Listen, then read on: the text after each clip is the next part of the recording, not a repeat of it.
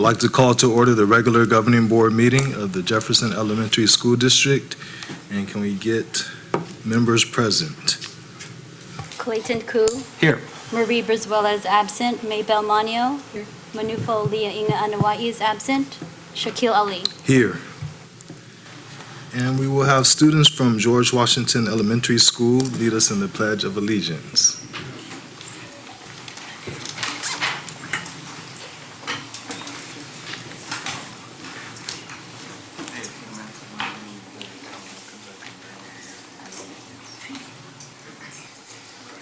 Stand, face the flag, and put your right hand over your heart, and let's begin. I pledge allegiance to the flag of the United States of America and to the republic for which it stands, one nation, under God, indivisible, with liberty and justice for all.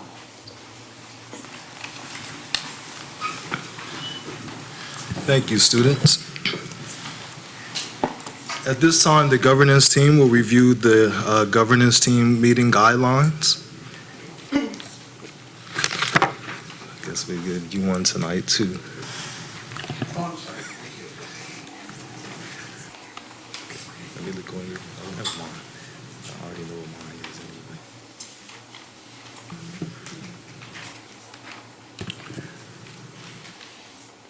anyway.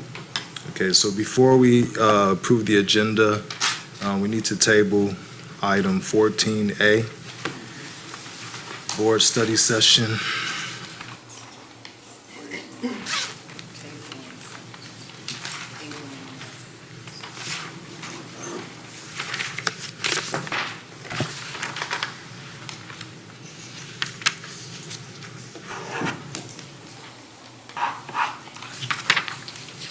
I'll make a motion to approve the agenda, removing item 14A. Second. All those in favor? Aye. Very good. Now we will have a special presentation, Julia Robinson Mathematics Festival at George Washington Elementary School. George Washington Elementary School and San Francisco Math Circle co-hosted a Julia Robinson Mathematics Festival on Friday, February 7, 2020. George Washington students and event organizers will share a presentation and reflections on their experiences from this event. Good evening, board members and district administrators, Good evening. as well as fellow JESD community. My name is Rochelle Pimentel-Ewan, and I'm the proud principal of George Washington Elementary School. Thank you for giving us the opportunity tonight to share about our first Julia Robinson Mathematics Festival. Although it's been a number of years since George Washington has held an annual math night, we used to do it all the time. But with increased demands on our teacher and staff, it became difficult to find the time to identify math games and activities that would engage and challenge students from kindergarten to 5th grade. So taking the time to plan the activities and prep all the materials was just becoming very difficult. Fortunately, this year, we were able to partner with SF Math Circle to host a Julia Robinson Mathematics Festival. Here with me tonight, besides some teachers from George Washington who are supporting us in the audience, to talk about our 4 students from George Washington, as well as David Klein, who is the director of San Francisco Math Circle. I would like to ask David Klein to come up and speak to us tonight and introduce what a Julia Robinson Mathematics Festival entails.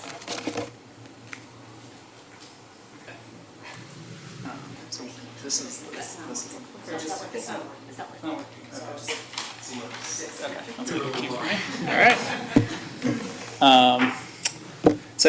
Hello. So first of all, thanks to you all for having me. Thanks to Rochelle for inviting us to come present. I'm really excited to hear what the students have to say about this. So my name is David Klein. I'm the director of the San Francisco Math Circle. And so the San Francisco Math Circle, so we are an extracurricular math enrichment program. yeah, we are part of the Center for Science and Math Education at San Francisco State University. And so what we do is we give students opportunities to explore the fun side of math. And so some people might be wondering, like, what does that mean? And so hopefully, this will be interesting to you. So yeah. In particular, we're dedicated to promoting and developing mathematical thinking through engaging hands-on puzzles and games that involve both creativity and critical thinking. And so we do a number of different things, but one thing in particular that we do is we partner with the Julia Robinson Mathematics Festival, which is a national organization that actually does math festivals around the world.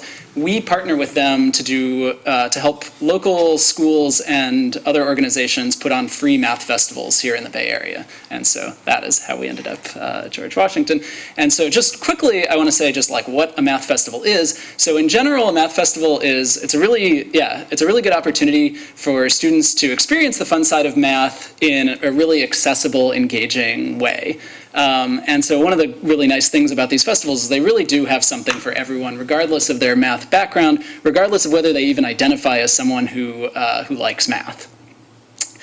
So generally the way it works is at a festival there are a bunch of different tables. Each table has a different activity that's selected from the Julia Robinson Math Festival activity library, and there's a facilitator who can support students in exploring that activity.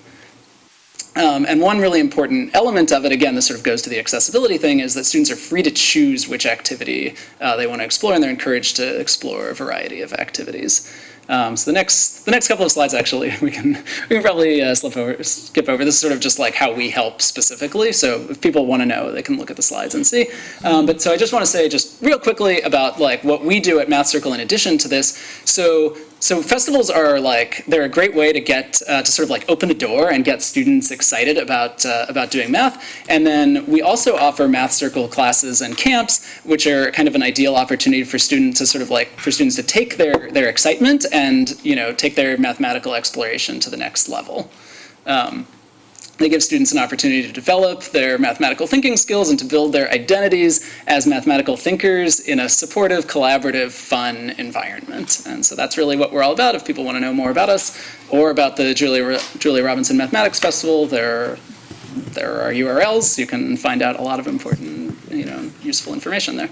Okay? Yeah. I think that's about it. All right. Don't want to take No. Stay there. Stay there. Okay. Stay here. Okay. Do you have any questions? We can ask him You have any questions for we him? have more for the students too. Okay. Yeah. Okay, we're gonna call you back up Okay. then. Yes, he'll come back. Great. Okay.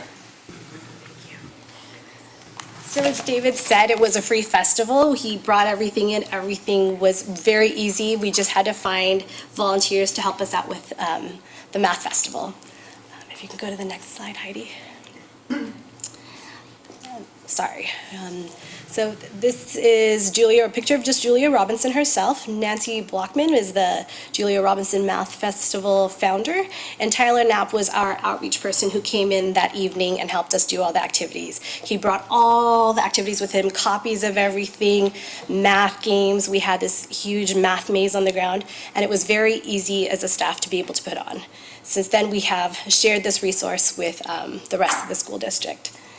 Julia Robinson, because I knew Shaquille was going to ask, she is, the reason why Nancy Blockman chose her to name the festival after is because she was an inspirational figure in the field of math. She was actually a UC Berkeley lecturer until she was named as the first woman to be invited to be part of the National Academy of Science. After that, although her husband was a professor, after that she became a professor as well. But until that point, she was, held to a lower level. She was also one of the first women mathematician to be elected for that National Academy of Sciences. She worked on David Hilbert's famous 10th problem, which I don't know anything about. So just in case you want to know more, I would have to Google that for you. However, this is who she was and why she was so inspiring to women and in the area of math. This is the different activities we did during the math festival, and you can see there was a lot of choices for the students to choose from. And at this point, I would love to call my students up to speak about their favorite activities. So if I could have you guys come up.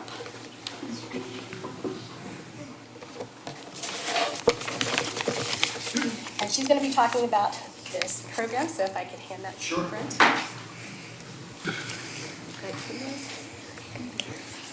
Hello, my name is Primrose. Hello, my name is Primrose Janine Sarah Joseph. I am in 4th grade in Mr. Mars' class. My family and I went to the math festival. When we went there, we had a lot of fun. During math night, I enjoyed a lot of games there. For example, I liked Jumping Julia, the mind reading one, and the balance beans. I liked them all, but my most favorite was Jumping Julia. That was my favorite because there were many ways to bring Julia home. Once you find one way, you can challenge yourself and find other paths, and when you do it, you're doing addition. To play the game, you have to stand on the start box. Then, the number you are on, you have to make a series of jumps or steps that will take you to the end. The number you are on indicates how far you move, horizontally or vertically. The entire move has to be horizontal or vertical. You can't go diagonally. Another reason why I like that game is because it was a physical activity. Another one of my favorites is called Balance Beans. I liked that game too because you had to try to figure out ways to make the blue bottom balance. At first, it was a bit of a challenge, but once you get used to it, it'll get pretty fun. Very good. And that's a picture of the maze, and you actually had to stand on the number and find your way using that. Rupert, come on up.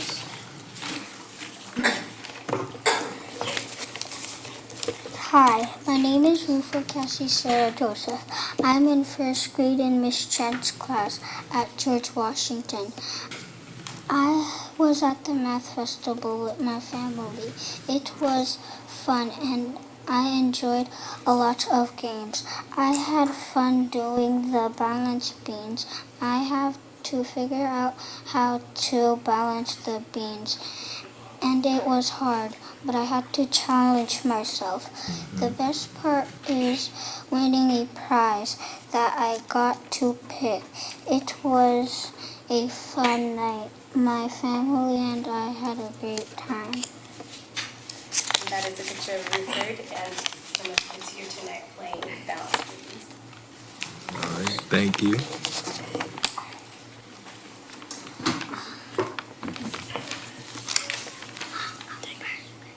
Hello, my name is Mia Yolanda Myvet, and I am in 4th grade. My teacher is Mr. Marr. At math night, I liked all of the games.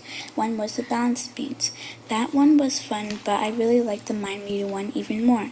That one was so fun, also because it was tricking you to think the person running the game was actually reading your mind. Another reason I enjoyed it was because you didn't know how they tricked you at first. It really made you think and try to figure it out. It seemed to be one of the favorites that night. There was always someone there. I hope other people enjoyed it as much as me. Now, I would like to demonstrate for you. Can I have a volunteer?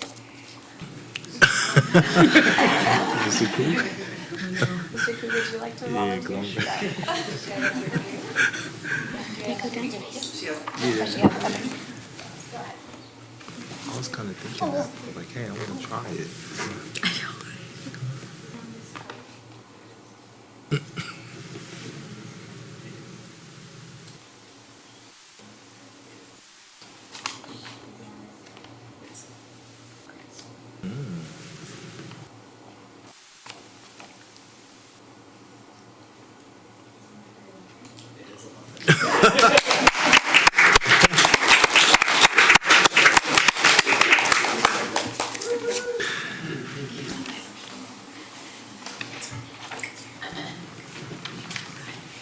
Oh, there's more. Hi, my name is Rodalyn Therese Gutierrez Cruz. I'm in 2nd grade in Mrs. McMonico's class at George Washington. I went to the math festival with my family. When we got there, we had a lot of fun. During the math festival, I enjoyed a lot of games. For example, when I first got there, I tried the mind reading station and then the Jumping Julia maze. But my favorite was the station with Mrs. Seitz. It was called Frogs and Toads. To play the game, you would have to try to separate the frogs and toads. At first, it may be a challenge, but once you get used to it, it will get pretty fun. One reason why I liked that game was because it was a bit of a challenge and you really had to use your brain to separate the frogs and toads. Another reason why I liked that game was because I enjoyed doing challenges. Another section I liked was the mind reading station with Mrs. Myvet. One reason why I liked that station was because it was so cool when she got to read my mind. I also liked the station with Mrs. Myra. It was called Dimensions. One reason why I liked that station was because it gets tricky, but you can always ask the teachers for help. To play the game, you would have to take a card and read what it says and stack the balls how the card wants you to do it. At first it can get a little tricky, but you know you can always ask for help. I really had a fun day at the math festival. Also, I like getting to pick a lot of different prizes from the prize bucket after I played the games. Thank you, San Francisco Math Circle and Julia Robinson Mathematics Festival for making these math games. My family and I had a wonderful time.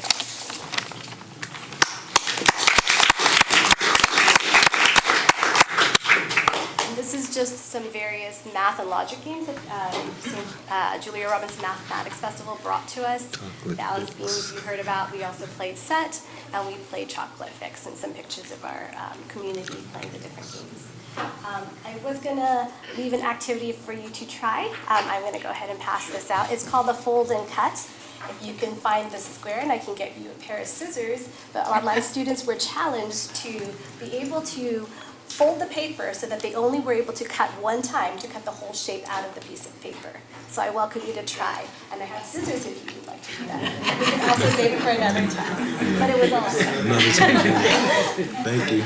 Sure. If you have any questions for us, we'd be happy to answer them as well. Thank you. Okay.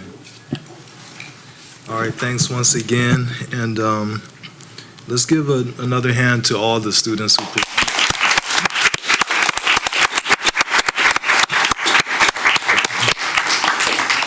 Any board members would like to ask any questions or comments? This is your time. Oh, I thought it sounds like a great festival. I wish that I had this when I was a student, because to me, it sounds like just a fun way to actually learn math and not necessarily have to just read a textbook. And I think I would love to see like how this sort of kind of transforms in the years to come, maybe other schools. So yeah, but it sounds like a great program. I just want to say thanks to everybody who planned this great event. Same. I express the same sentiment. Thank you to principal and the presenters here today that came. I was one of those students that excelled at math but found it very boring and uninteresting, and wonder if I had something like this wonderful program, where would I be with that? So I think that you all are doing inspirational work, and I see that the students are grateful for this opportunity, and it's so important for you guys to challenge yourselves, and I hope that you all keep doing that. Thank you for coming. All right, thank you. So we usually ask the students questions, but you all told us everything that we needed to know about why you like, a few of you gave more, all of you gave more than one example of what you liked that night and why you liked it. So we're happy to hear all those comments from you. I wanted to know from Mr. Klein, though, can you tell us more about the camps? Because I heard you mention camps, and I wasn't sure if you meant you show up to a camp or you actually are running math camps that people go to. So yes, come on up there. So we run math camps at San Francisco State during the summer. So we have classes. So we have kind of a variety of different things that we do. So we do classes during the school year, like after school classes. So we have some at San Francisco State. We have some at other schools where we do stuff with the school directly. And then we have camps at San Francisco State during the summer and that are like open to the public, and so people can register. They're like week-long like day camps, basically, like morning to afternoon. Okay, is there a fee for that? There is. There's a fee. For the camps, it's $450 for a week, but we also have financial aid. Oh, great. So people can register for financial aid. Nice. Yeah, Okay. and payment plans as well. So you can pay in sort of installments.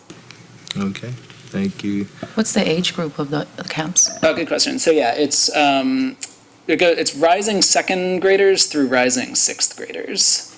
And so right now we have 3 camps. Unfortunately, it's a little late in the season, and so 2 of them are like already full. But we have, it's still worth signing up for the wait list if people want to. And then there's one that still has a little bit of space in it. But yeah, you can find out more on our website. It's probably the best place to look. Okay, thank you. In your first or second slide, you mentioned that the way that you, what Math Circle does is puzzles, games, and you said critical thinking, and I missed the last one. Creativity. Creativity, okay. Yeah, so it's, I think, if I remember the exact words, it was like engaging, hands-on puzzles and games that involve both critical thinking and creativity. Creativity, okay. Okay, thank you. Yeah. And then, Ms. Pimento Yuan, I just wanted to clarify, how we got connected with Mr. Klein. I know you mentioned someone, Tyler. Did he outreach to us, or you reached out to them? How did it actually happen? To be honest, my daughter actually attended a camp over the summer, and I just thought that they were great. And then I found out they did math festivals, so I reached out to them to see if we could host one here in Jefferson. Okay, thank you very much for that. Okay, yeah, so this is a great example of community engagement and thinking outside of the box. A lot of talk in the last few years have been about universal design for learning and, taking multiple approaches to engaging students in their learning. So this is a great example of how to engage students in getting happy and excited about math. So thanks everyone that was involved in this. Anything else? Okay, all right, thank you. So we have some certificates for the students that are here tonight, and I'll let you go first. I gave you 2. I have a certificate of appreciation for the participation in the flag ceremony and special presentation for Primrose Joseph.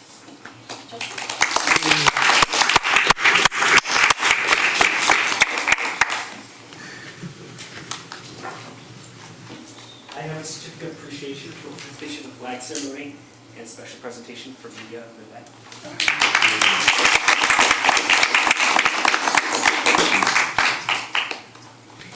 And I have another certificate of appreciation for participation in the flag ceremony and special presentation for Ruford Sarah Joseph.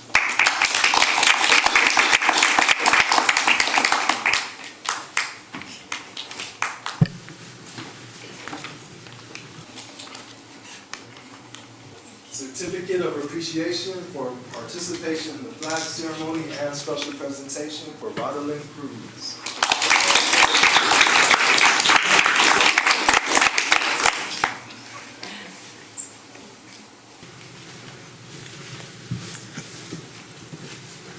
All right, thanks one more time. And before we move on and give the parents a chance to take the younger students home, if you would like to, I just want to say it was refreshing to see a first and a second grader here speaking with confidence and articulation. So thanks once again.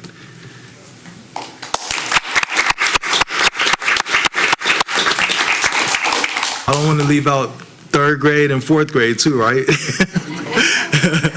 Okay, but it's just, it was amazing to see a 1st grader come here and just speak with that type of confidence. So keep up the great work, all the parents and all the teachers, principals.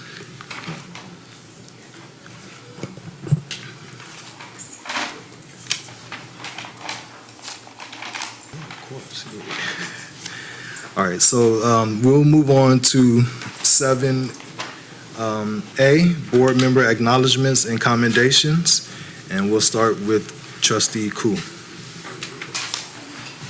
I don't really have any comments, just hoping everybody just stays safe and healthy. All right, thanks. Same. I haven't really been doing a lot of public appearances. Just trying to socially distance, I think is the catchphrase. But I do want to mention that President Ali and I had a wonderful meeting this morning with Al Telia's people, who was the former mayor of Daly City in the 80s and did a lot of work in this town and was, I guess, called Mr. Daly City back in the day. And he's left a lot of money with his foundation, and I'm hoping that we can bring their programming to our district specifically. So more to come, more information to come with that, but all good things. Thank you. Thank you. Superintendent comments. So by proxy, over here, Mr. Vidalis is unable to make it this evening. I wanted to start by, again, just acknowledging and thanking George Washington School for the Julia Robinson Mathematics Festival. I went and did some research myself on it today and found out they're the first school in our district that's done this. And a big part of it, too, is to give students an opportunity to do math through social interaction and cooperation as opposed to in more of an isolated individual perspective. So there's more engagement, and as we saw, it looks like the kids had a great time. Yes. On a more serious note, as was mentioned by several of our board members, I just wanted to follow up a little bit on what we're doing as a district in collaboration with the San Mateo County Office of Education and the San Mateo Office of Health Office in regards to the coronavirus and COVID-19.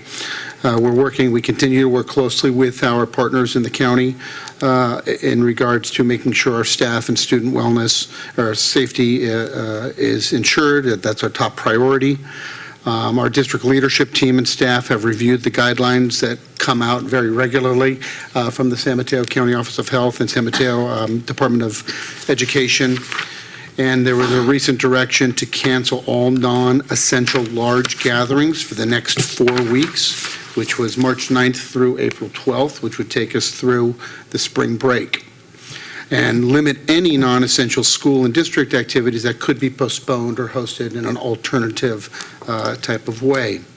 Per this guidance, the district has canceled the following non-essential events. I wanted to put that out there. We've already communicated this to our staff and families. Our district spelling bee on the 17th of March. All district after-school sports programs. Right now, they're doing the soccer league in our middle schools. The Daly City Library and Recreation Department has canceled any of the after-school sports. Right now, they're finishing their youth basketball league. They use our basketball or our gyms. We have field trips that have been prepared, have been canceled between now and the break. The Future Chef activity, as well as our big event, the Literacy Fair that takes place on March 28th. We've communicated these to our staffs, our families, and then individual site activities have been communicated by site principals to their communities. There's been, and again, this is a rapidly changing situation. We're really trying to keep on top of things and working together. We understand it's causing a lot of concern to our community, and I want to assure you that, bless you. You just trying to throw me a curveball there. I want to assure you that on top of the fact that our custodians are providing their general nightly and daily cleaning, the district really is working with the custodians and the maintenance staff to be vigilant in cleaning common areas such as bathroom, water faucets, classrooms, playground equipment, and cafeteria as a preventative measure. We appreciate all our families and colleagues and hope that if you have any questions, please feel free to contact us. And we recommend, again, we refer you to our school website that has links to our partners' website with the Department of Public Health and County Office of Education. Thank you. Superintendent Valenti, does this include the 8th graders' trips to Washington, D.C.? So right now, it does include the 8th grader trips to Washington, D.C. And it doesn't, they're not being canceled at this point because those are taking place during the spring break, and we're working right now, we're working with the organizers of them to get more information. We don't want to move too quick because there's money involved. We don't want folks to lose any of their contributions. So Assistant Superintendent Joyner is reaching out to because each group has a different provider, so we'll have more information for folks. And people have been asking us about that as well. Following up on that, would Would they be asked to sign a waiver or something, since it is a risk? They, in terms of the Washington DC trip, Yeah. let me get some more information and get that back to you, because Got you. that's, again, the next step we're working on. Okay. Thank Yeah. you. All right. Item 7C, persons wishing to address the board. We have no speaker cards at this time. Last chance. Okay. Item 8A. Do we have a motion to approve the consent agenda? I make a motion to approve the consent agenda. Second? Okay, we need a roll call for this one. Mr. Koo? Aye. Ms. Manio? Aye. Mr. Ali? Aye. Unanimous. Item 8C, Personnel Commission's 2019 Annual Report. Yes, let me just put on my Assistant Superintendent cap for a second. Yep.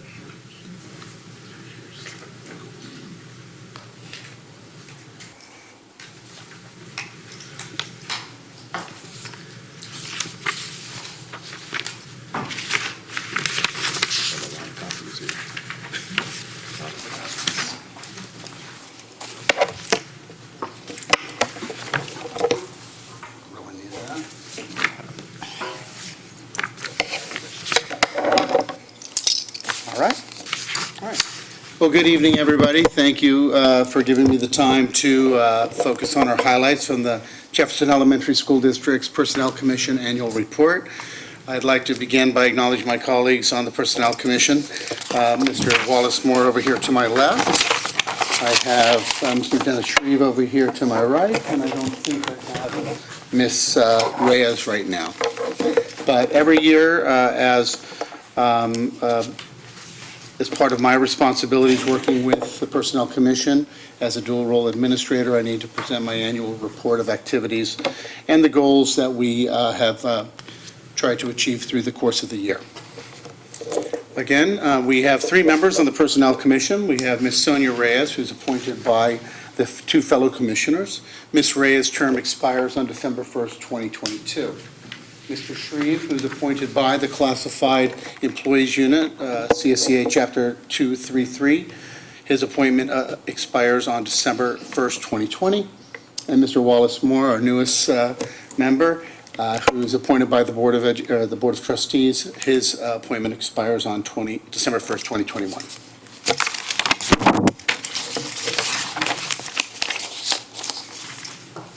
I'm going to begin by going through our 9 goals that we developed through the course of the year, and try to, if you have any questions afterwards, I can go back to that. So goal 1 is to maintain efficient personnel operations. To do this, we fully implemented electronic processing of new employees and substitutes. Prior to that, it was much more of a brick and mortar paper pencil process. And so this allows us to send new employees an email link, and they can do much of the paperwork from their home, and then we set up the appointment. Additionally, to continue and monitor and update office procedures as appropriate to improve efficiency. Most of that is bringing in more electronic and technological support, and to expand the use of electronic recruitment and application platforms such as EdJoin and other online. Providing classified employee staff development is very important. Oftentimes, a lot of the professional development is focused on our certificated staff. And so we've partnered with CSEA to determine and provide professional development opportunities, and looking to offer career advancement opportunities and promotional opportunities to individual employees. And additionally, we coordinate and facilitate our site and district-wide trainings for our classified employees. To the next slide, these are some of the professional development opportunities that we've given to we've worked with our classified unit on. Safety, injury, and illness prevention, which is quite apropos at this time. Mindfulness, professional behavior in the workplace, child abuse reporting, instructional strategies for English learners, positive behavior classroom management strategies, de-escalation strategies, supporting special needs students, and of course, working with students in our after-school programs, most of which is done by our classified personnel. Our third goal is to maintain recruitment and selection systems based on merit principles.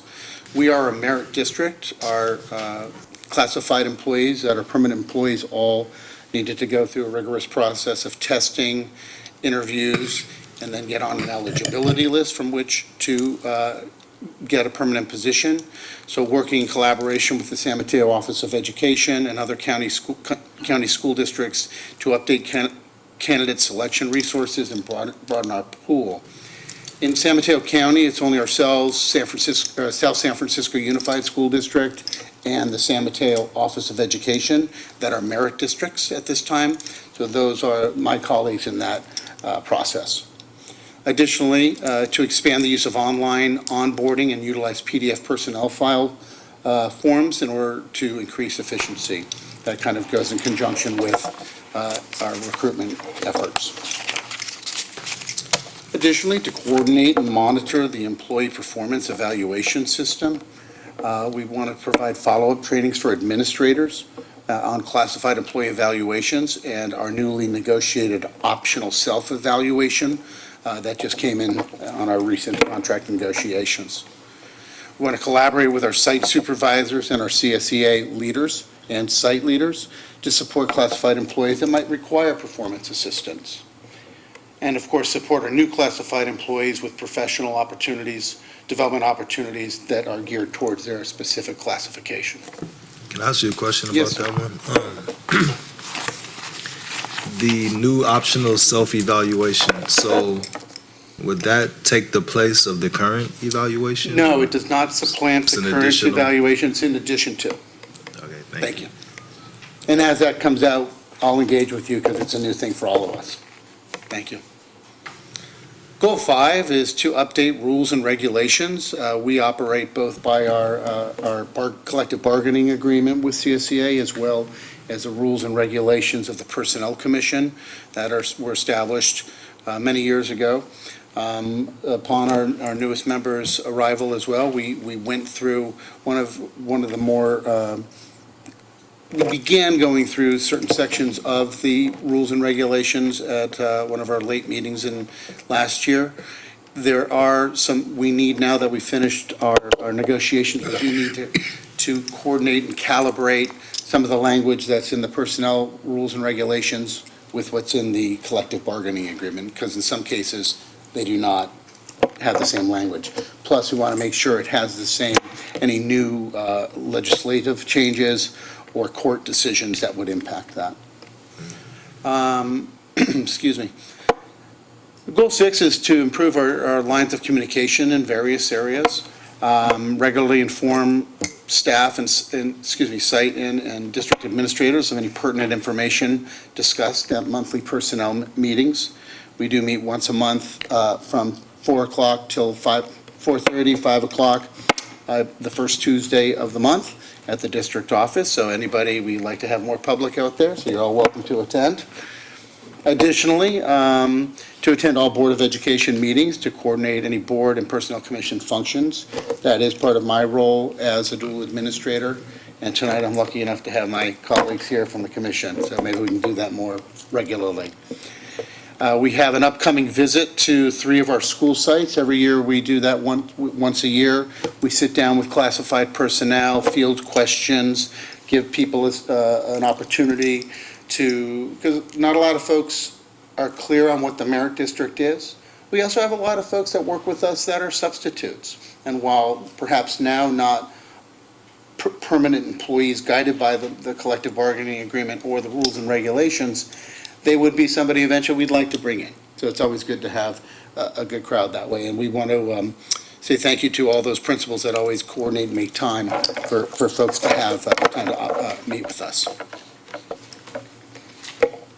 To continue on Goal 6, something I haven't done, but I want to move forward on issuing a biannual, if not just an annual, newsletter to employees regarding Personnel Commission activities. I do now meet monthly with our CSEA president, and I speak with him very frequently, Mr. Wes Cole. he's one of our skiers up at FDR, to get input and receive feedback. I like to be proactive and collaborative with both unit presidents, and to receive receive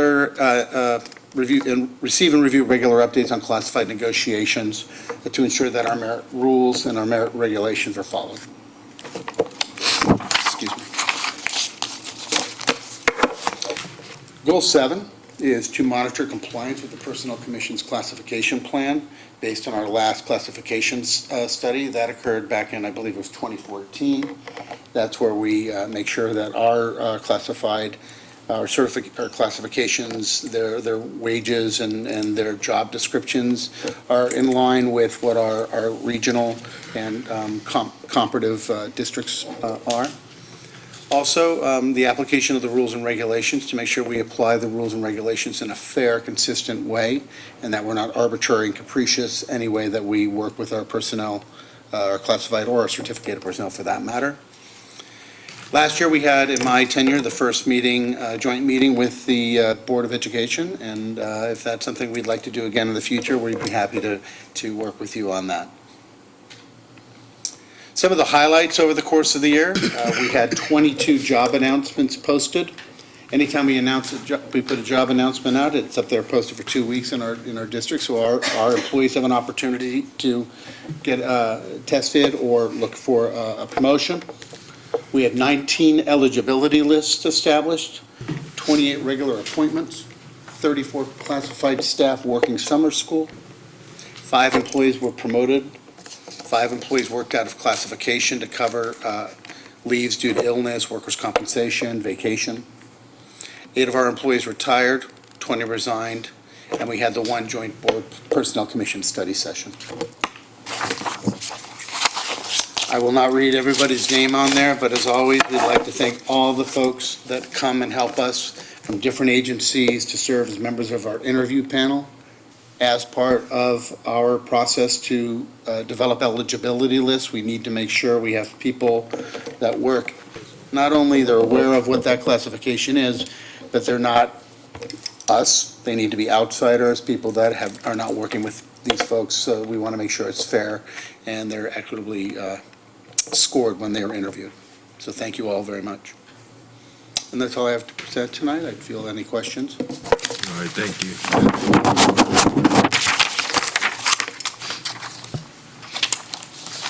Do we have any discussion? No discussion? Thanks for your report. Thank you all. Thank you. Thanks for all the hard work of the Personnel Commission. Thank you. Yes. Item 9B, Panorama Survey, presentation on climate. The data is from the Panorama Survey. Dr. Heidi Joyner, Assistant Superintendent of Educational Services, will share with the board how students, staff, and families are experiencing Jefferson Elementary School District. Interesting. Let's see. Sorry. Right. Good evening. Good evening. I'm Dr. Heidi Joyner, and I'm going to talk about our Panorama Survey results. And the Panorama Survey really speaks to culture and climate for the district, as well as social-emotional learning for our students, staff, and community. So this is the climate that we would want to see in all of our schools, the culture and climate that we would want to see in all of our schools. And to the right is our mission statement, and our mission statement kind of encapsulates part of the climate and culture, which says to provide a safe, nurturing environment where each student demonstrates a spirit of respect, responsibility, and a commitment to academic and civic excellence. So our culture and climate, we want to provide this safe, nurturing environment. So just a brief definition of climate and culture. Climate is established by the adult actions. So it's really the feel of things in the school and in the district. The culture of the school and or district is how the students behave within this context of the climate. So it's predicated on what we do as adults and then how we provide for our students. So the Panorama Survey asks questions of our students, staff, and our families. And the focus of the questions center around the climate of the schools and the safety and social emotional learning. And we are in our 6th year of administering the survey. So I'm going to go over what our current survey results were and do a little comparison over the last few years. So I'm not going to go over every single question that was asked, but we did take some high leverage questions that actually speak to our LCAP as well. And so the first question is the climate of support for academic learning. These are the elementary responses. So we had 1,808 responses, and of those responses, 83% say they feel actually really good about academic learning. So on the right are the questions that the students are asked.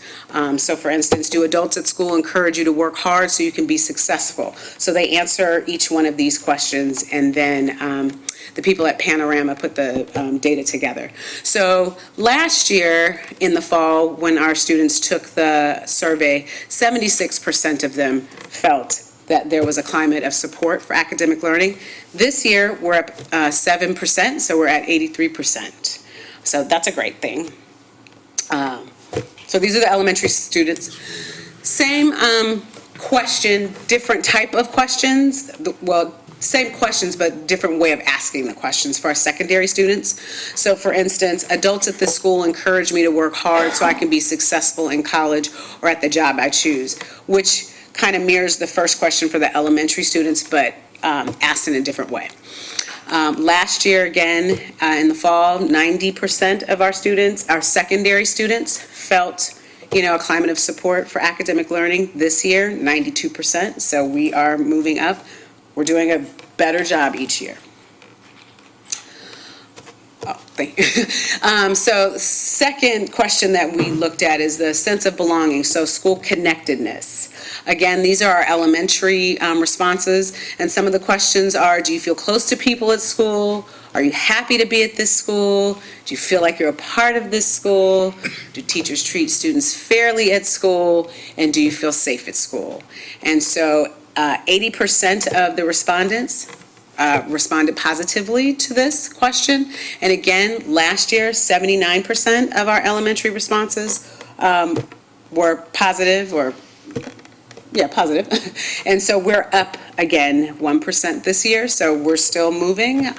But what that does tell me is that students are feeling a little more connected every year. So secondary responses, same question, sense of belonging, school connectedness. And so again, questions are the same but written in a different way. I feel close to people at this school. I'm happy to be at this school. I feel like I'm a part of this school. The teachers at this school treat students fairly, and I feel safe at my school. So again, we are up 1%. Now last year, we were down from the previous year, and so now we are back on the incline. So then we're going to move to some teacher questions. Same questions, but how our staff responded. So we had 405 responses, and again, the question is around a climate of support for academic learning, and an example of a question is, this school promotes academic success for all students. So again, on the right, these are all the questions that fell within this question.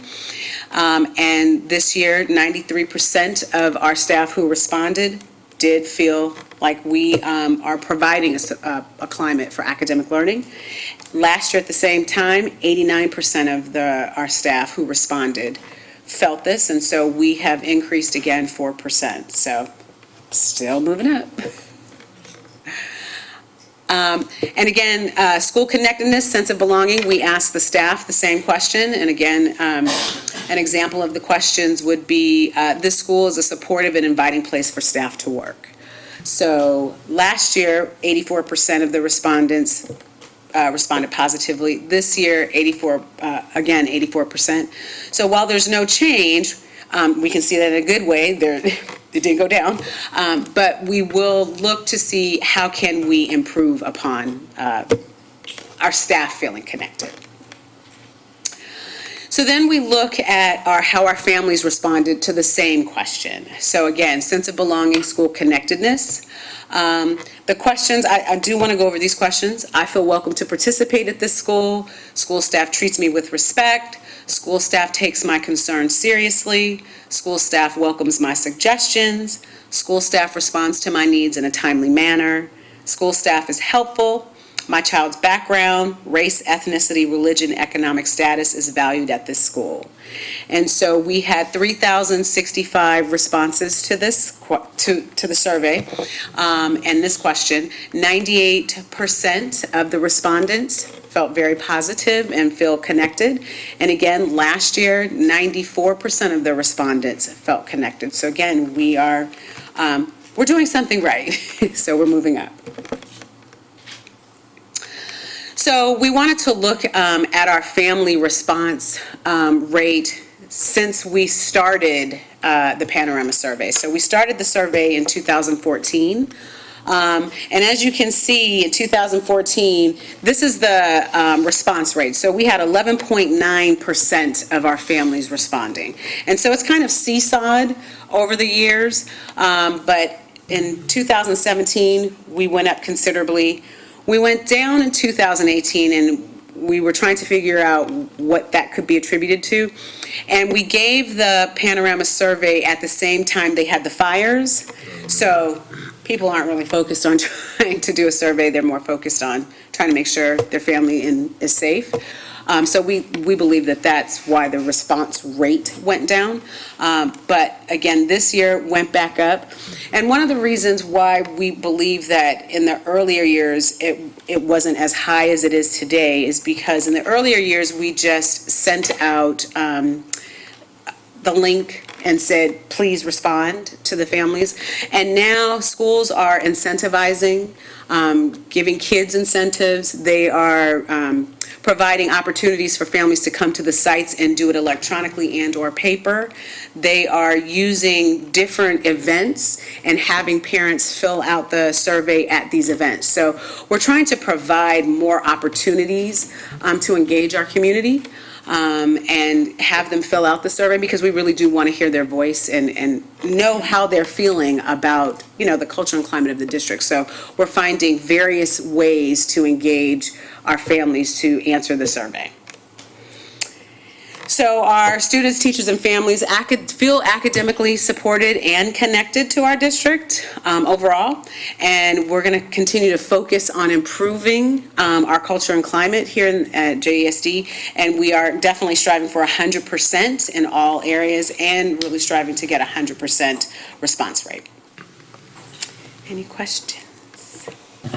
Cool. Thank you for the presentation. I do have a question. I noticed most of the slides are at least constant or moving upwards.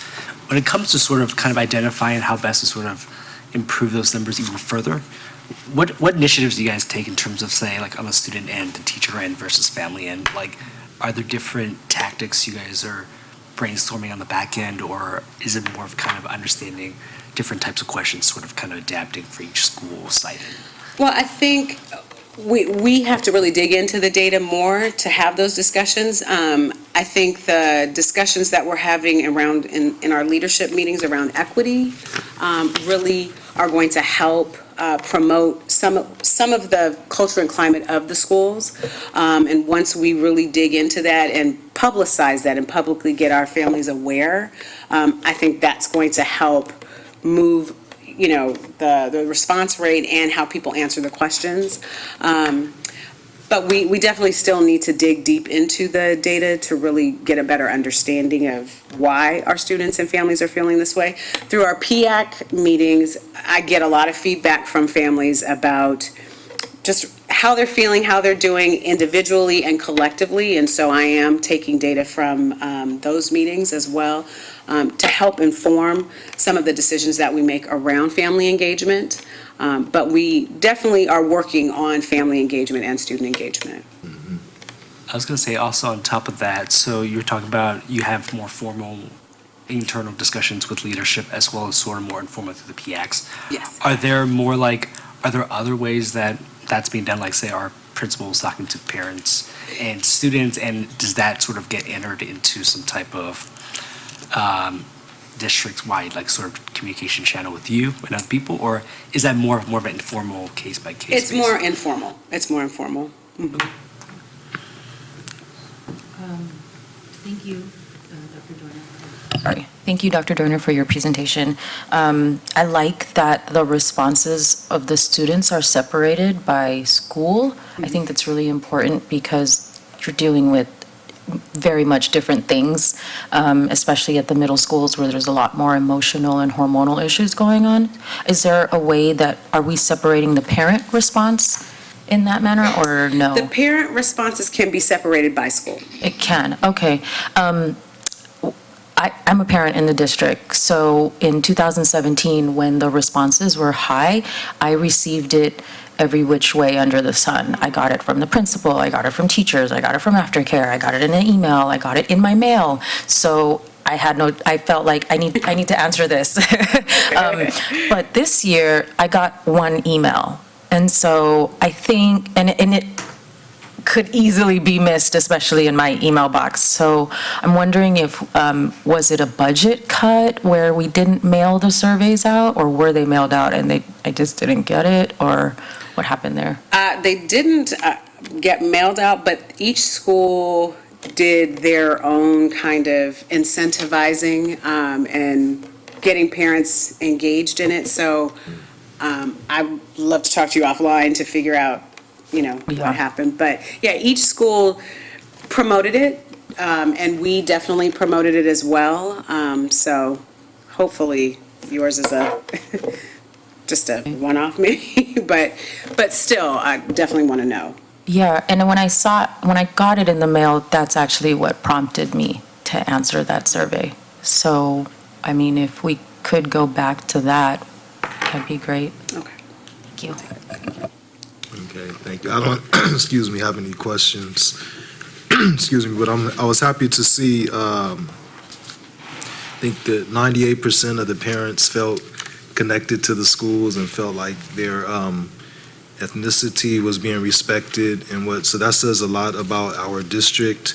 And just want to encourage us all to keep up the great work in creating safe and welcoming environments for our schools and our communities and our parents and students. So thank you. Thank you.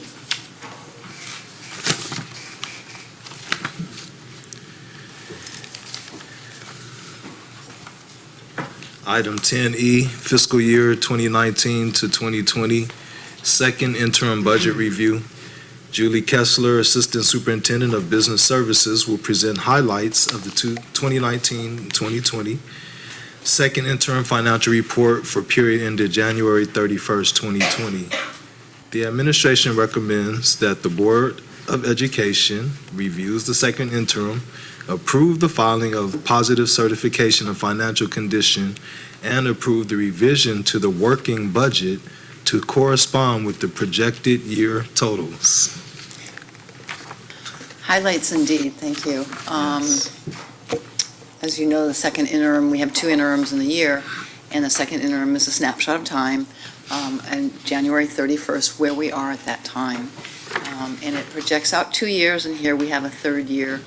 We always show that third year out so we can plan accordingly. And that's that slide, so let's move on to the next one. So these are the changes that happened since the first interim. So between the first interim and second interim, we adjust the budget. The big budget adjustments are made at first interim because we're working on a projected budget, and we're able to update everything for what our actual teachers are and such. So between the first and the second interim is relatively small in comparison. So you see we only have under $69,000 worth of additional revenues, and those additional revenues are really those three bottom ones, the federal MAW funds and a STRS refund that we received, and local donations to the school sites and interest. The decrease in revenues came from our decrease in unduplicated percentage. So, and that decrease, it's an average, it's a 3-year average, so the effects of it are minimize the beginning, the first of the 3 years. And the decrease was $214,000. So the next 2 years out, that decrease will be greater because the 3-year average will be a lesser amount if we remain flat. So that's the decrease, the increase in revenues. And we have an increase in expenditures as well at $240,000. And that has to do with adjusting the benefits in the budget according to the STRS and the PERS and all those types of statutory benefits. And then also the local donations to the schools, they will match the local contributions. So whatever we have in donations, we're going to budget out in expenditures as well.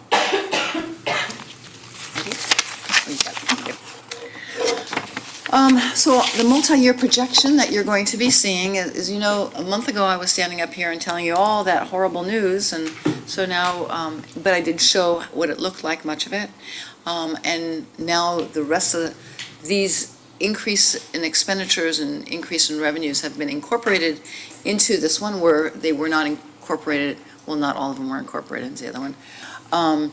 But our multi-year projection, because the governor's budget conference in January, it's not really speaking to this year, it's speaking to the out years. And the previous slide was speaking to this year's budget and our expected expenditures.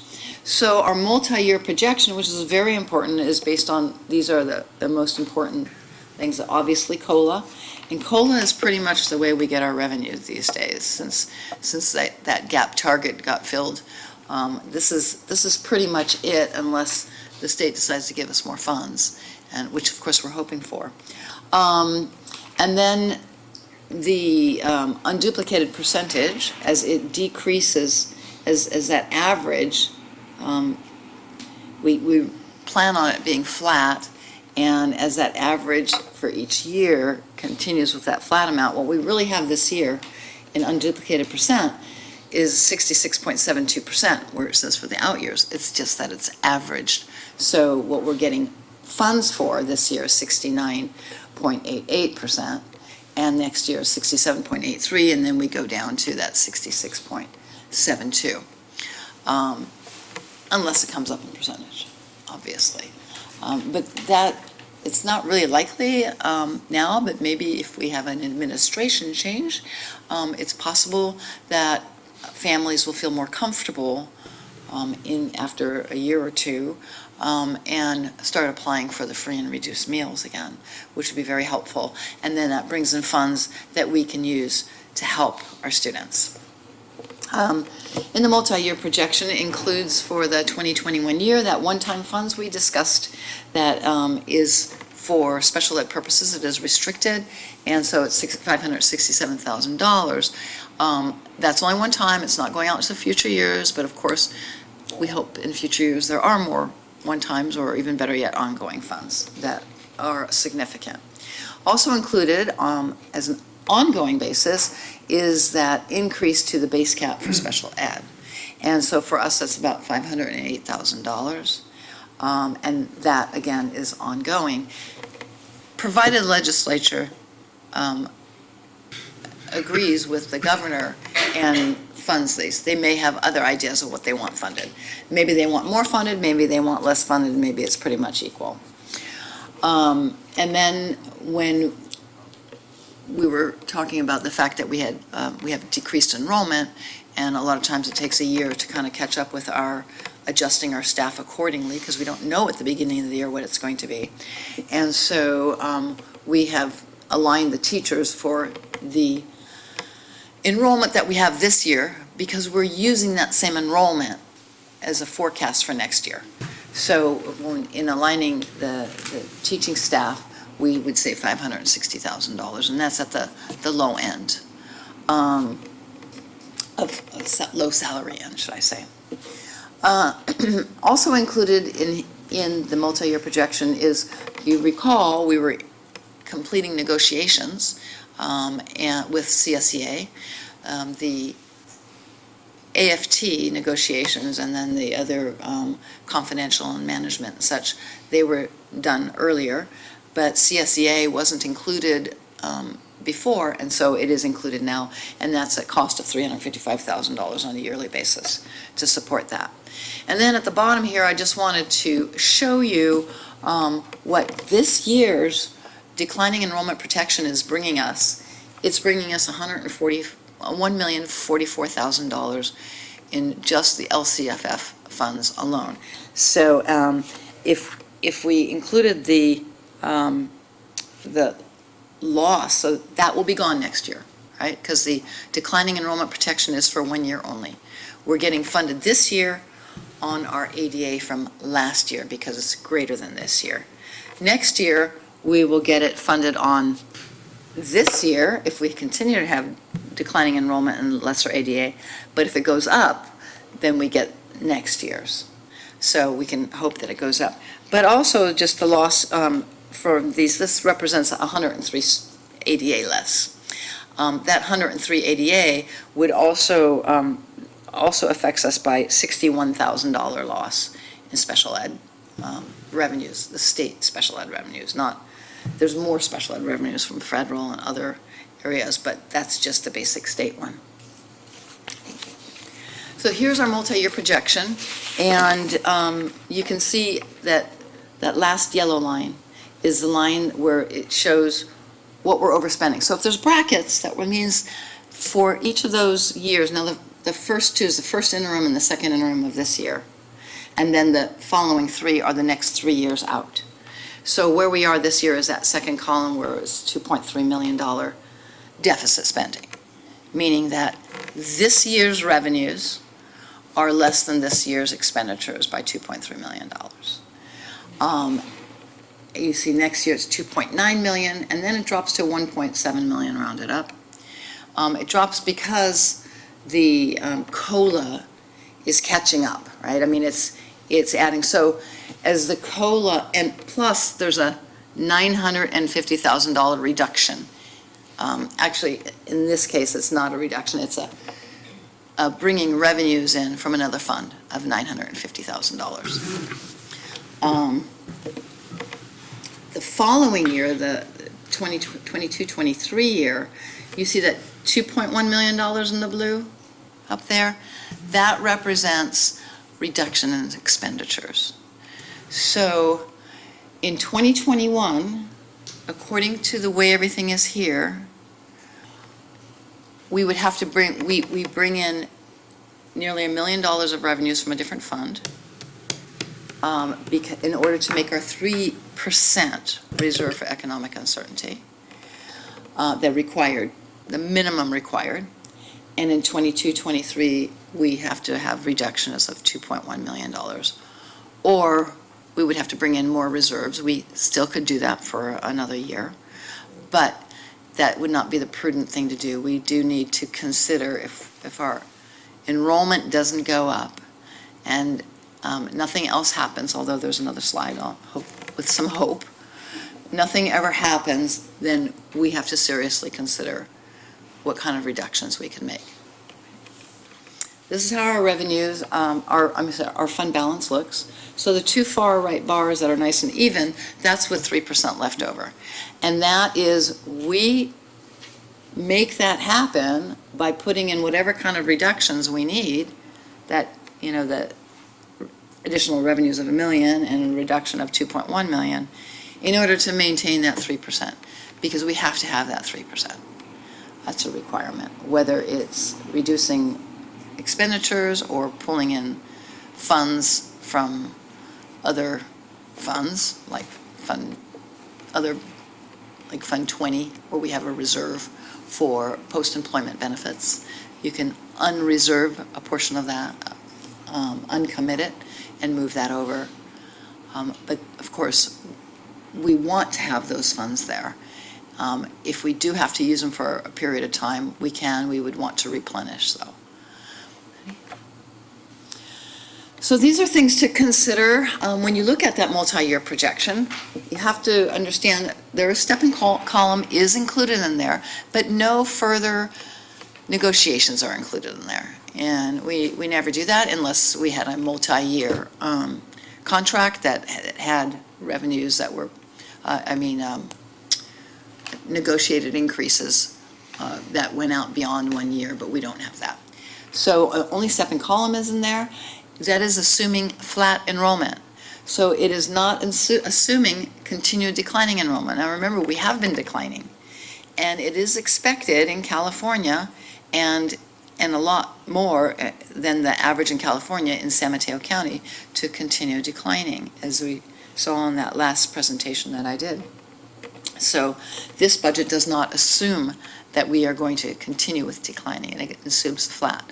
So if we continue to decline, it will get exponentially worse, a financial position, because we lose a lot of funds. As you saw, 103 students, just in LCFF funds alone, it was over $1 million in decreased funding. Unduplicated count percentage, that's remaining at flat as well.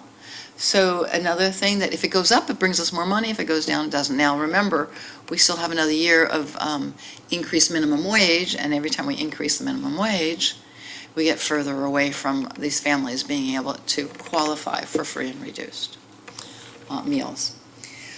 And then just to keep in mind, we've been supporting our employees with we had negotiated an increase of the original reserve of $1,350,000, and we've been using that on a yearly basis to help pay for 80% of the increase in employee benefits. So the district simply pays 20% of the increase, and the employee is responsible for the other 80%, but that other 80% is being paid for with these funds until these funds dry up.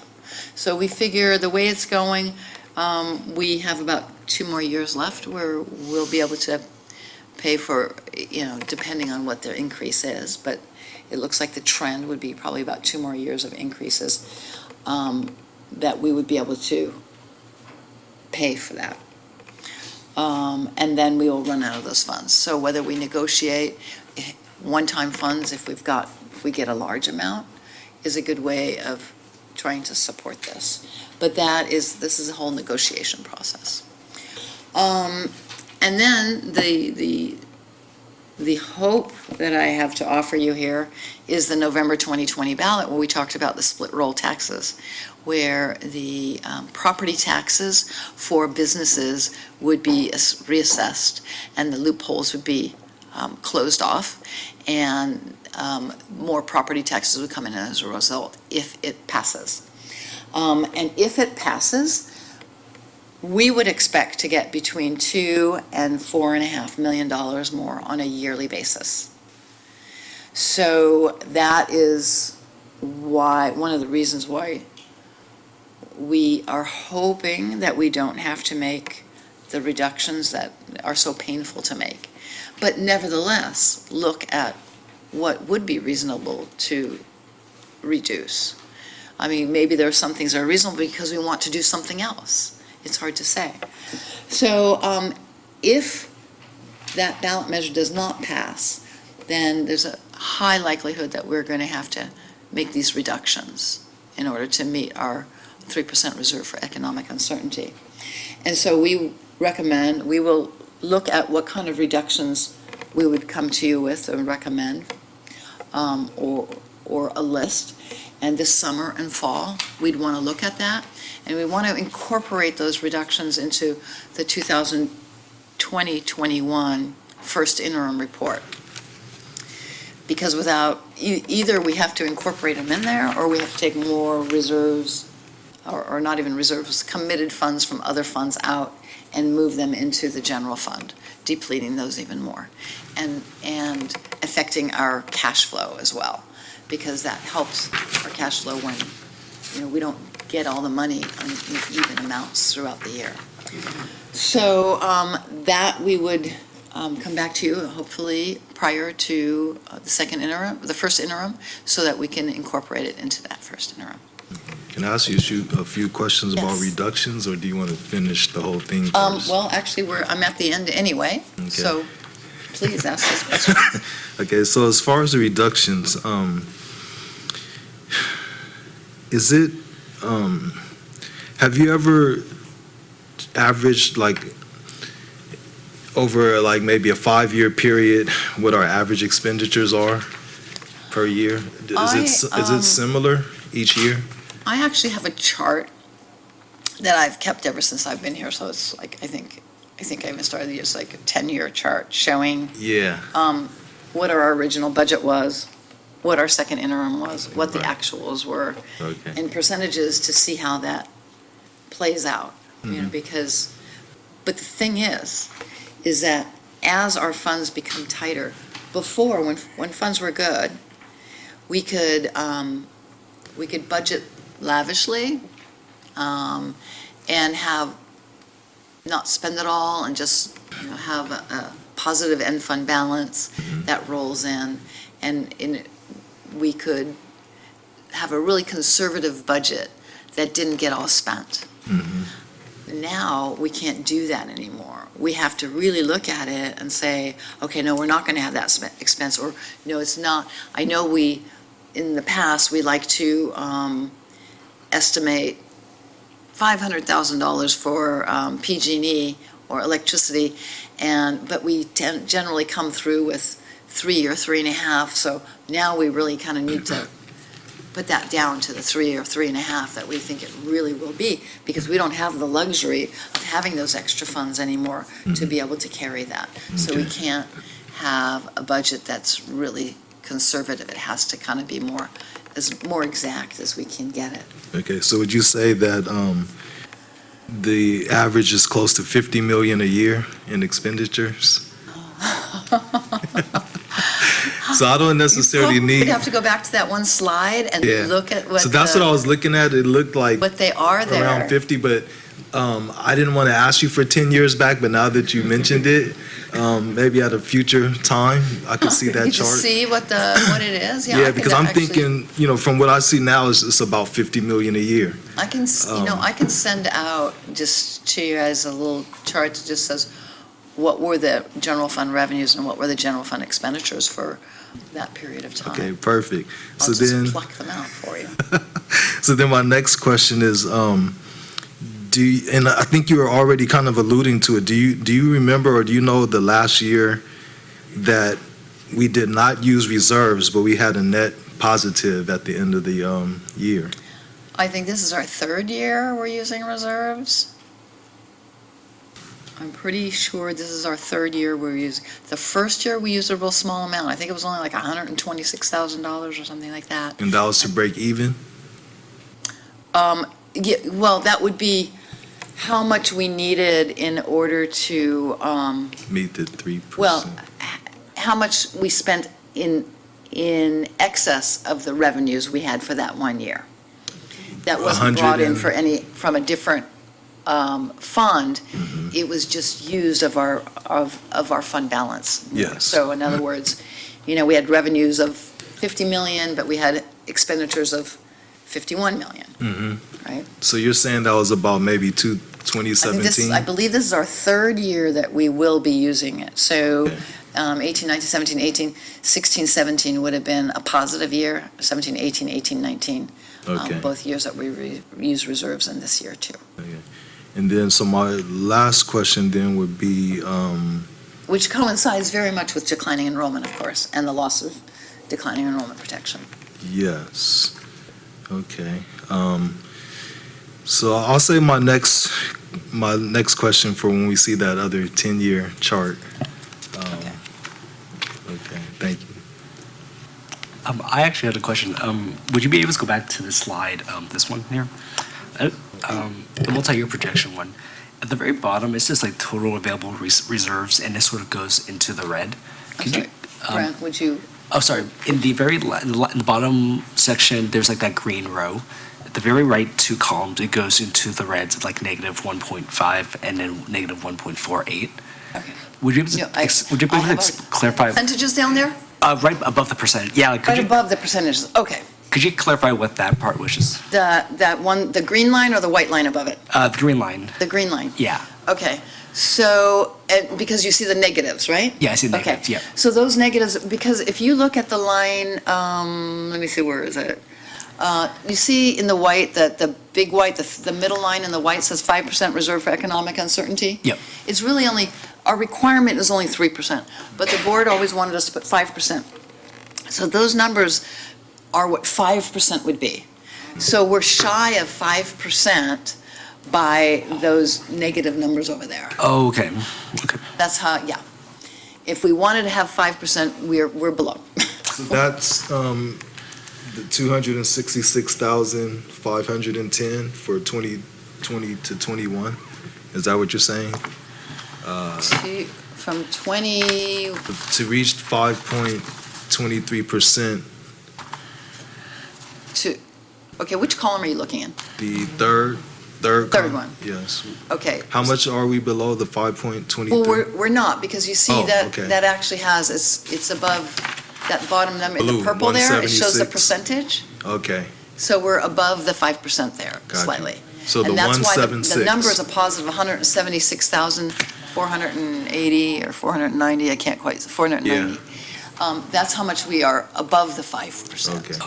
The others, that's how much we are So below the 2021, 5%. 2022 and 2022 to 23, which we have not, as a board, voted on.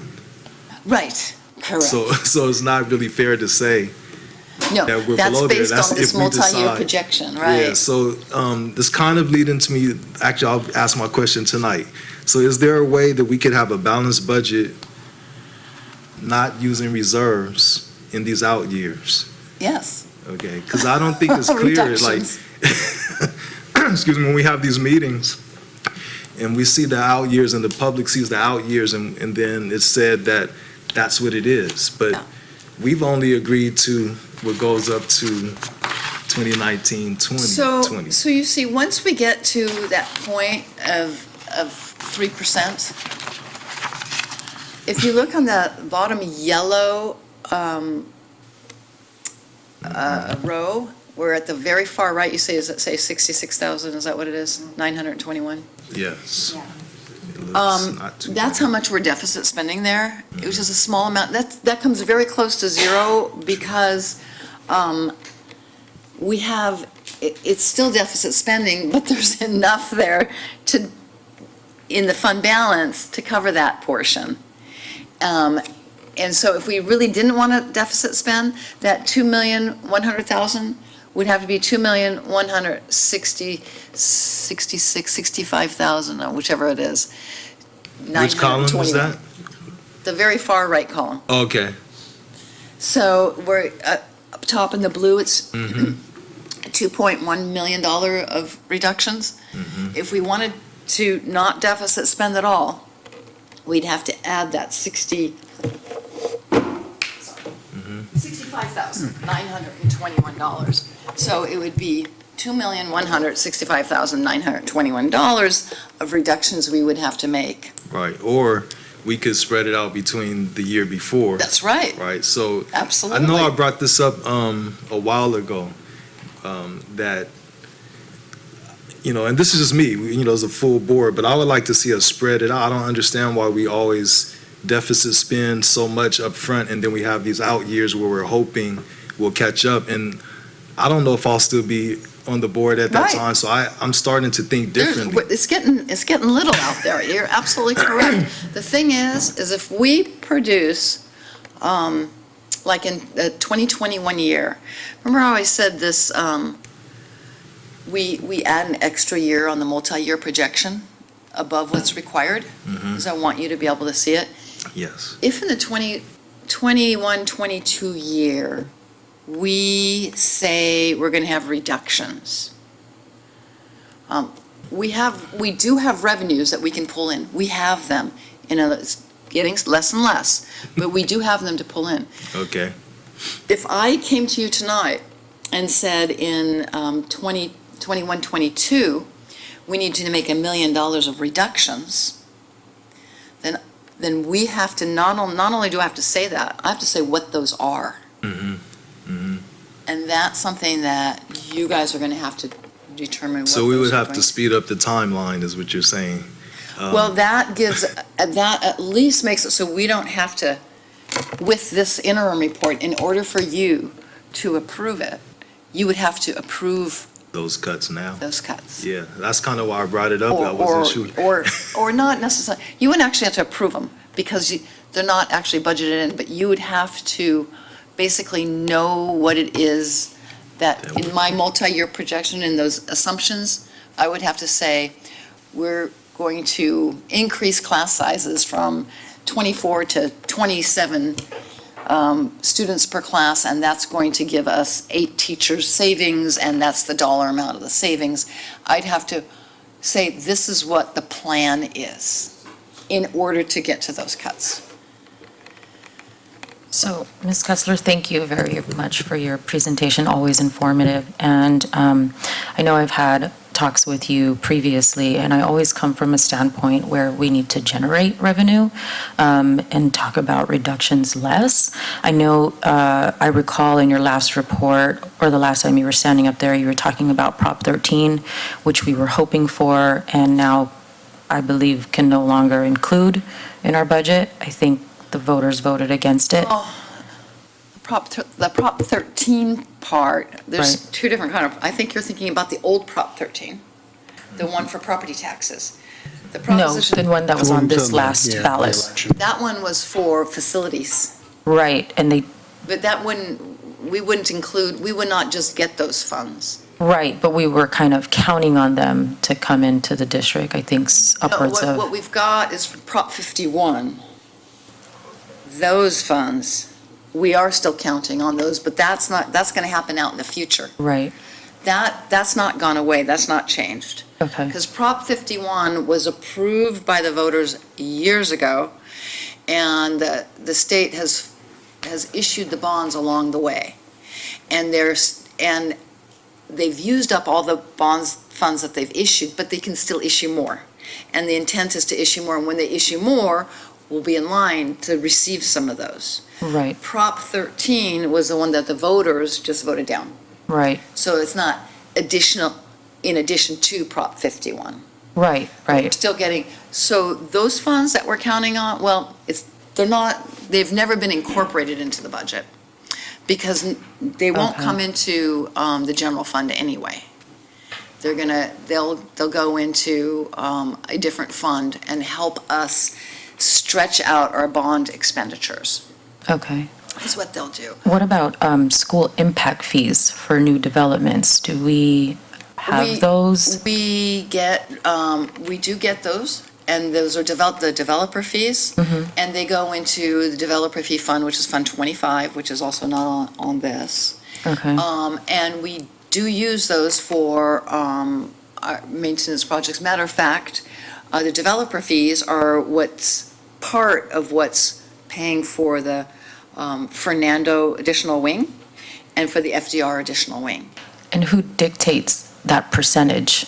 Well, it's the state, every 2 years comes out and reassesses, it always goes up.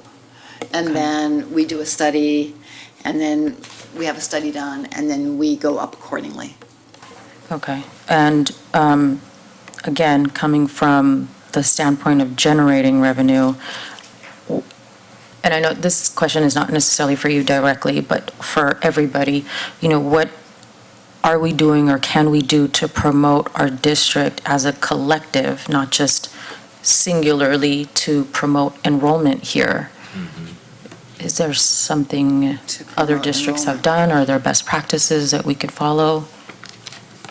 Well, it's not really my area, but clearly, we do not want to give our students away, or we want to keep our students. So the better our education is, the more programs we have, the more likely we're to hold on to our students and have families that want to stay, and potentially families who want to come in from other districts, but they're also in declining enrollment. So they're Right. not that likely to give the release to their to those students to leave their district. But right now, we market to with like realtors.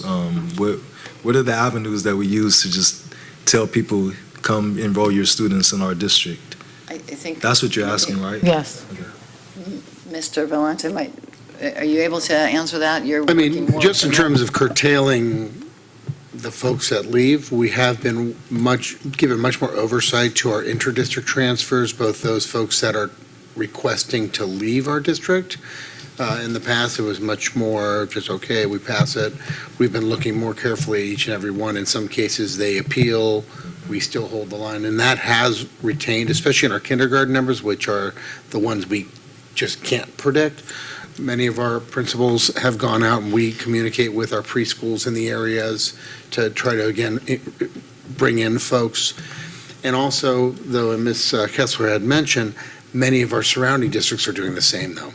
We get a lot of students who are in San Francisco and Bayshore, Brisbane, and we're noticing folks from those districts are denying their community members the ability to leave. So just as much as we're tightening up things, so are other districts, as well as the fact that folks with children are leaving the area because it's just too expensive. But some of the other items I could speak when we get back and communicate with the board through some information bulletin. Okay, thank you. Yeah, and like, for instance, we have the state preschool program, and as we have them like open up in different schools, and if we end up with students that are from, outside of our district boundaries, those families might want to keep those students at that school. And so, hopefully we'd be able to get more that way. But then again, that is not my area of expertise. I just had one more question. It's related to your last slide about things to consider sort of thing. I know that right now in the past month or so, the economy hasn't really been that great. Stocks are going down. I'm going to guess that's probably going to impact like capital gains tax, sales tax. The list goes on and on. I'm going to guess that you can't predict that now, but I'm going to guess that may come up in the first interim report. Or I guess I don't know. I don't know if you can predict that one. But. It could very well come up in the adopted budget, because if the governor and the legislature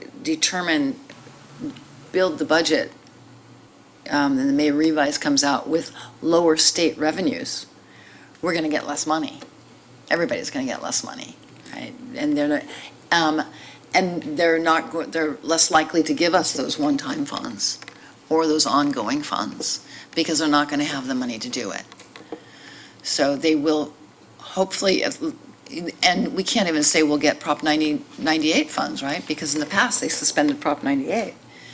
You have to give them the money. Well, we'll just suspend the requirement to give them the money, and we'll just give them less until we have it. So you remember that. So we're getting, what was it, 78 cents on the dollar? So there is like a chance something may happen. Okay. Okay, thank you. In the future, I'll try to ask these questions before the board meeting, but sometimes when you get up there and talk, this questions start coming. Yeah. Thank you. We have it's an actionable item. Yes. So we have before us the second interim budget. Do we have a motion to approve? I'll make a motion to approve the review of the second interim report. And also, let me see your mic. Yeah. Okay. And approve the filing of positive certification of financial condition, as well as approve the revision to the working budget to correspond with the projected year totals. Second. All those in favor? Aye. Unanimous, pass. And moving on down to 13A, Board Policies, Administrative Regulations, July 2019, CSBA Board Policy Revision, second reading. The board will review and revise board policies, administrative regulations from July 2019, CSBA Board Policy Revisions as stated in a second reading. I'll make a motion to approve the July 2019 CSBA Board Policy Revisions, second reading. Second? All those in favor? Aye. Passed unanimously. Item 15, governance team member comments, reports, and board meeting reflection. And this time we'll start with Ms. Manio. Thank you again, Ms. Kessler, for your report. It does make a lot more sense. When I read it, I'm like, okay, what am I looking at? But when you say it, it just resonates a lot more.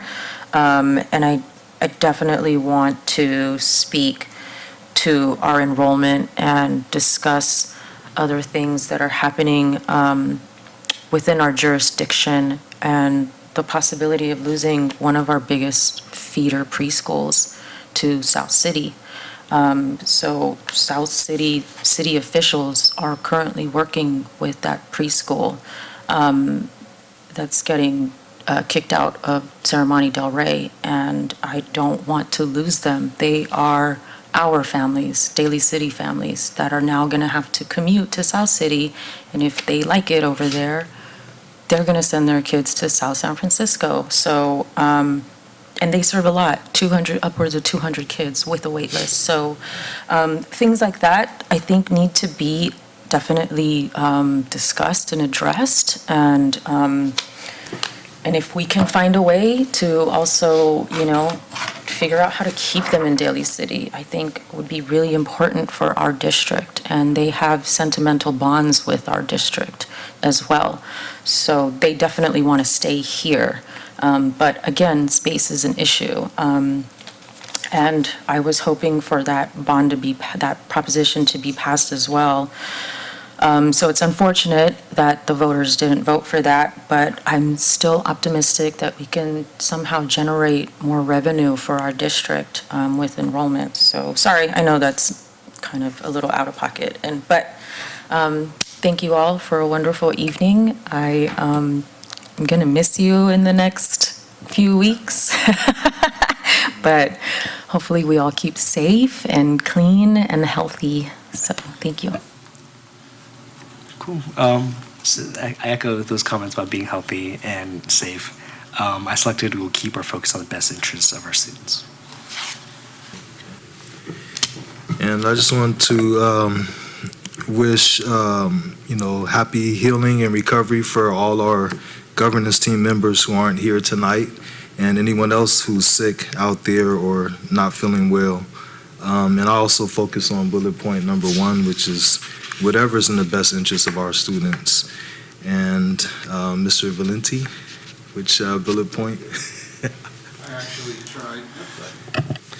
It's to listen actively and communicate openly. Okay, thank you very much. Okay.